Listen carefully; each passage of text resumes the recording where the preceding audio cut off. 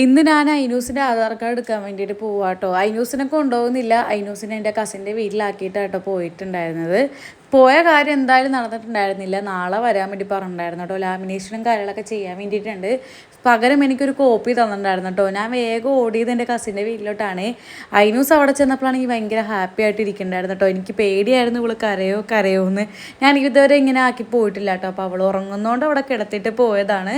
അങ്ങനെ ഞാൻ തിരിച്ച് വീട്ടിൽ വന്നിട്ട് കുറച്ച് തുണികൾ മടക്കാനുണ്ടായിരുന്നു കേട്ടോ. അപ്പോൾ അതെല്ലാം കൈയോടെ മടക്കി വെക്കുകയാണ്. അപ്പോൾ ഞാൻ വന്നതിൻ്റെ ക്ഷീണത്തിൽ ഞാനൊന്ന് കിടന്ന് ഉറങ്ങിയിട്ടുണ്ടായിരുന്നു കേട്ടോ. പിന്നെ ഒരു വൈകുന്നേരം ആയപ്പോഴാണ് നീറ്റത്. അങ്ങനെ അതെല്ലാം കൈയോടെ മടക്കി വെച്ചിട്ട് പിന്നെ എന്താ അലമാരി തുറക്കുന്നൊരു സീനാണ് കേട്ടോ.